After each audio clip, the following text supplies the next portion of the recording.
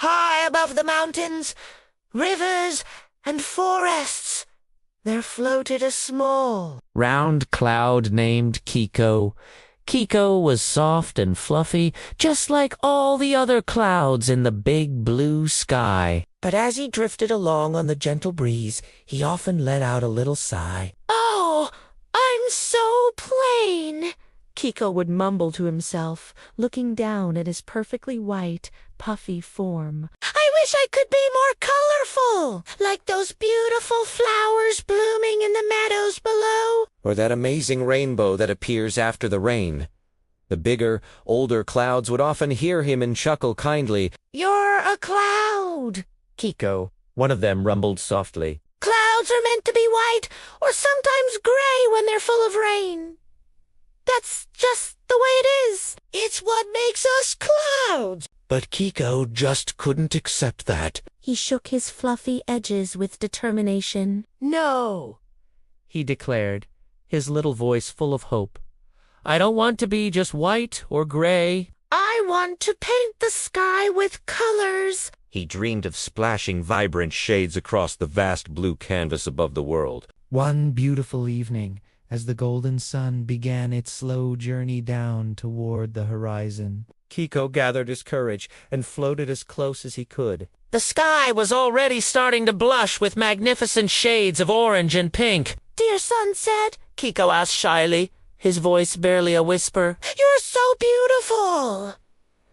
Could you possibly give me some of your colors?" The sunset smiled, and its warm, gentle rays spread even wider, painting the world in a soft, glorious light. "Of course, little one," the sunset replied, its voice like a warm hug. "You have a painter's heart. Here, take a brush of my finest orange and a touch of my softest pink to paint your edges." Kiko felt a wonderful warmth spread over him. He looked down and gasped in pure delight. His plain white fluff was no longer plain. It now glowed with the gentle, warm colors of a soft peach candy. He was radiant. "I'm glowing! I'm really glowing!" he chirped happily. "Oh, thank you, sunset." He felt like he was a part of the beautiful evening sky now. The very next day, a light morning shower passed, leaving the air fresh and clean. And with it came a magnificent rainbow, arching gracefully across the sky in a perfect, vibrant curve. Kiko had never seen anything so stunning. Without a second thought, he chased after it, his heart thumping with excitement. "Rainbow! Rainbow!" he called out. "You're the most colorful thing in the entire world. I was wondering, could I borrow just a little bit of your blue?" The rainbow sparkled and shimmered, its colors seeming to dance in the sunlight. "Why, yes," it chimed, its voice like a melody. "I can see you have the heart of a true artist. You don't just want colors for yourself. You want to create something beautiful. Here, take some of my sky blue, and for good measure, add a touch of my fresh green." Eagerly, Kiko dipped himself into the rainbow's brilliant hues. He rolled and tumbled playfully until his fluffy body looked like a wonderful, colorful patchwork quilt. He had stripes of blue and green now, mixed with the orange and pink from the sunset.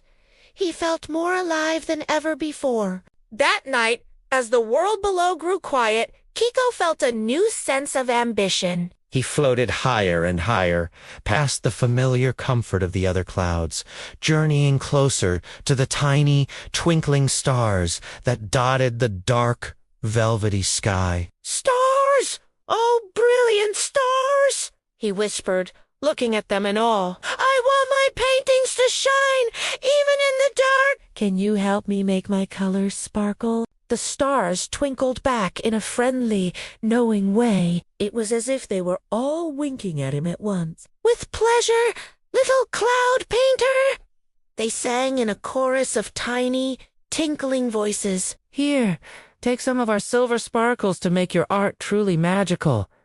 A shower of tiny, glittering dots rained down upon Kiko, sprinkling across his colorful, fluffy body. They stuck as orange, pink, blue, and green patches until he shimmered and shone like a magical night lantern, a beacon of soft light in the vast darkness. When Kiko finally drifted back down to where the other clouds were waiting, a collective gasp filled the air. They all stared, their wide cloud eyes full of wonder.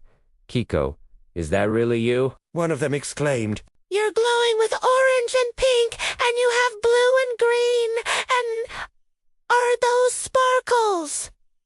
You look incredible. Another one added. You've made the sky look like a giant, wonderful painting. Down on earth, children who were still awake looked up through their bedroom windows. They pointed and clapped their hands with glee. Look, Mama! Look, Papa! They cried out. The sky's painted. There's a special cloud, and it's so pretty. Hearing this, Kiko puffed up with pride, feeling happier and more fulfilled than he ever had before. For the very first time, he wasn't just a plain white cloud floating aimlessly. He was Kiko, the cloud painter. That night, as he curled gently around the crescent moon, getting ready to rest, Kiko whispered to himself, I just want it to be a little different. And now I've made the whole sky brighter for everyone to enjoy.